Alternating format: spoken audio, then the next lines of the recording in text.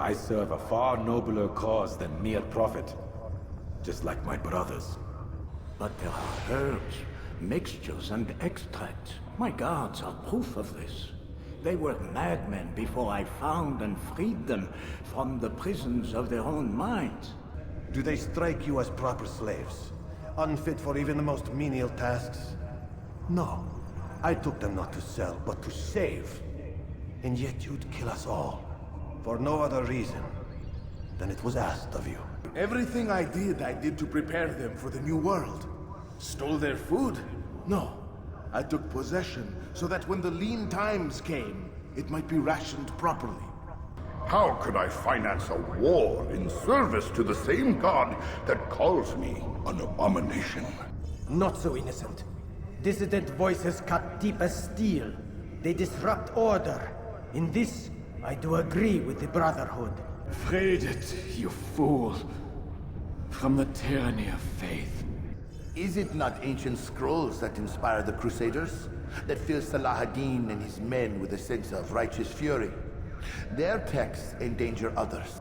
The only difference between your master and I is that he did not want to share. Destroy the only thing capable of ending the Crusades and creating true peace? Never.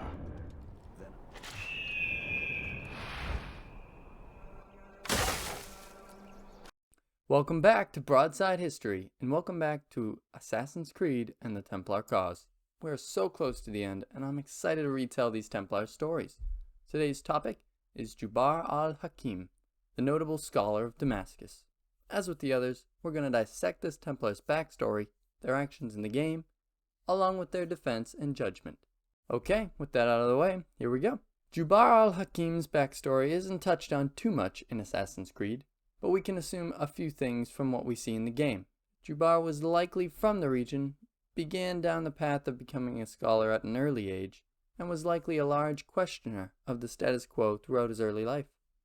We can tell all this from Jubair's position in 1191 as chief scholar of Damascus and member of the Levantine Templars.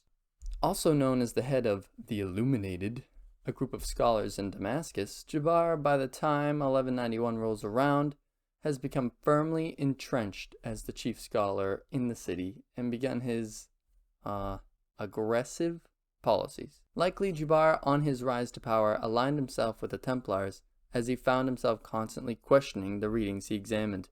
He came to the conclusion that these works were responsible for corrupting men's minds, and that at its core, literature was an evil.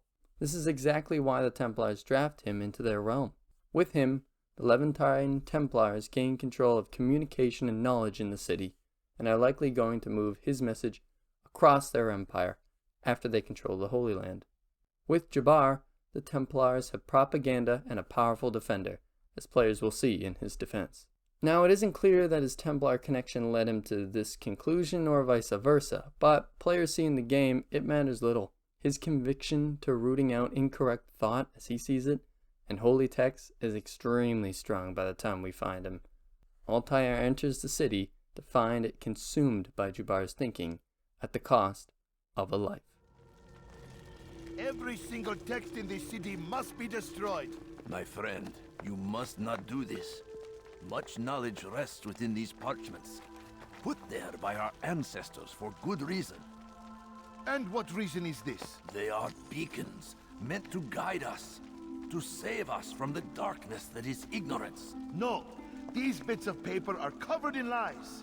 They poison your minds, and so long as they exist, you cannot hope to see the world the way it truly is. How can you accuse these scrolls of being weapons? They are tools of learning. You turn to them for answers and salvation. You rely more upon them than yourselves. This makes you weak and stupid. You trust in words, drops of ink. Do you ever stop to think of who put them there? Or why?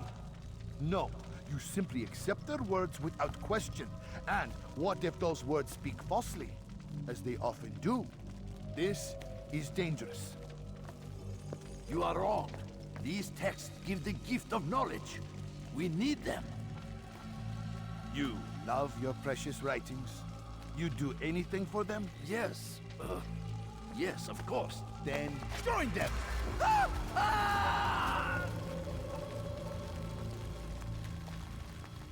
Any man who speaks as he is just as much a threat. Do any else among you wish to challenge me? Good. Your orders are simple enough. Go out into the city, collect any remaining writings and add them to the piles in the streets. When you're done, we'll send a cart to collect them, that they may be destroyed.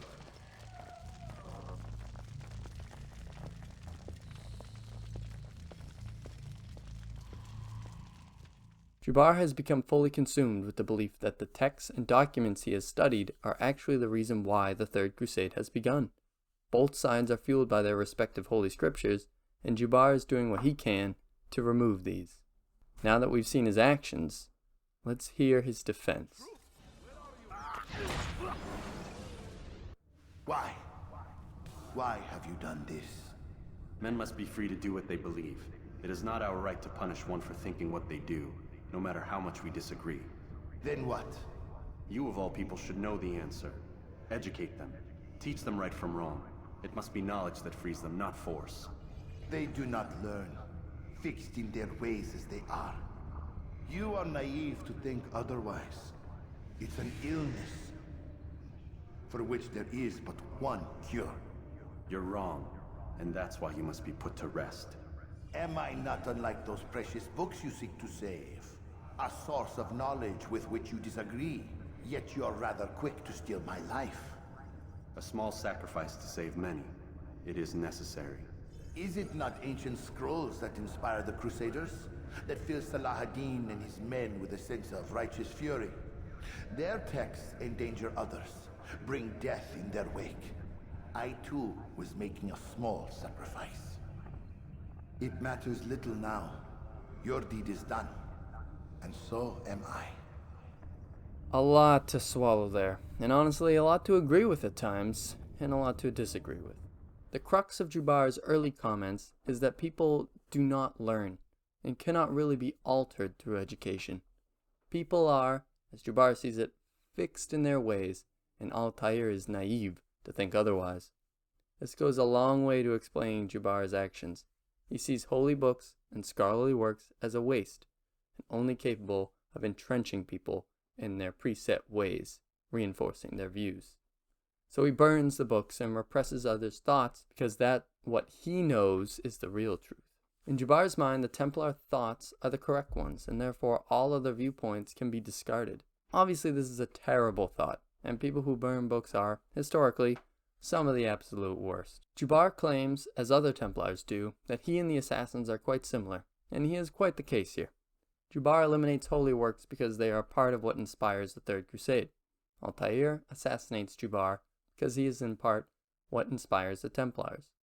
Both are using force to eliminate other points of view, and both are not morally clean here, and that is important to note. But of course, at the end of the day, Altair has eliminated someone who was burning world knowledge, killed those who disagreed with him, and was trying to corrupt the people of the city. Jubair, on the other hand, was burning books and people. In conclusion, Jubair is an interesting example of the Levantine Templars. His points about the corrupting influence of people and their works are fairly legitimate, but, as with other members, he has become obsessed and gone well past the line of reason. People are capable of change. Books do have power, but they need to be critiqued, not burned. And those who disagree with you are actually the ones you learn the most from. That will do it. Thanks so much for watching. Leave a like if you enjoyed this, and come back next time as we talk about the next Templar on the list. To see the Holy Land consumed by war. No, Altair. How can you not see when you're the one that opened my eyes to this? What do you mean? What do he and his followers want? A world in which all men are united. I do not despise his goal. I share it. But I take issue with the means. Peace is something to be learned, to be understood, to be embraced. He would force it. And rob us of our free will in the process.